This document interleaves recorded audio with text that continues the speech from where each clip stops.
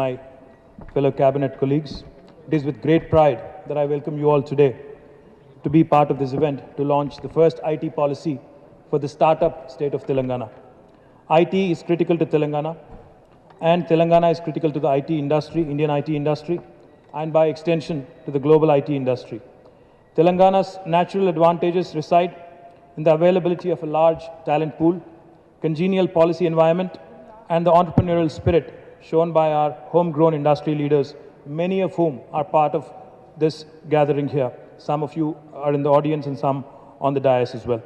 When the IT sector was opening up in the country in the mid-90s, Hyderabad became a natural choice for the IT majors and now home to some of the top technology firms. Over the last 25 years, Hyderabad was content with being number 2 in the country, but our aim is to take the top position. While consolidating our strengths, we've also identified certain emerging sectors such as data analytics, gaming and animation, cyber security, etc., which will help us take the leadership position. We have come up with some first of its kind strategic interventions in these areas that are encapsulated in our policy, which our dignitaries will launch. It would be an understatement to say that after seeing some of the initiatives of this policy, everybody will be surprised that a government is trying such innovative things. Along with the IT policy, 4 other sub-policies are being launched today. Firstly, the innovation policy. Today, members of the startup ecosystem from across the globe are quoting Hyderabad as an example for its initiative like T-Hub. T-Hub has attracted startups not only from within India, but also outside, and the interest among startups and incubator programs to collaborate with T-Hub is growing by the day. Currently, we see this model being replicated in many other states. To support these startups and ride this exciting wave of growth called entrepreneurship, we are coming up with an innovation policy which I am confident will make the nation take notice of what Telangana is trying to achieve in terms of startups and innovation. Secondly, gaming and animation policy.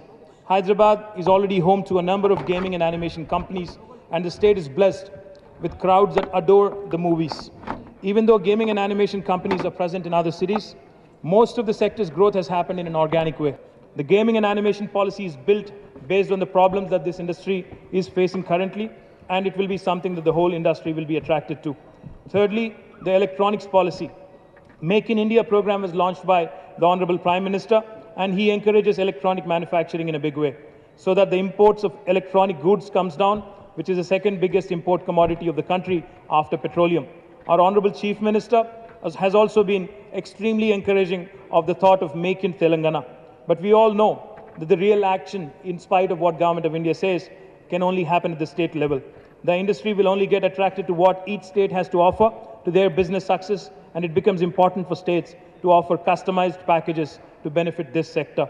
Therefore, to supplement the Make in Telangana initiative for the electronics sector, we are coming out with our own electronics policy, in which some of the initiatives we are trying and the incentives we are offering will stand exemplary for the remaining states. Lastly, the rural technology policy. When we say the term rural, we offer to the actual rural areas of the state, unlike most other states that refer to even tier 2 cities as rural areas. We have cities such as Warangal and Nizamabad, which we consider as tier 2 cities and not rural. Through our rural technology policy, we aim to make a difference at the most grassroots level by taking technology job opportunities to these areas.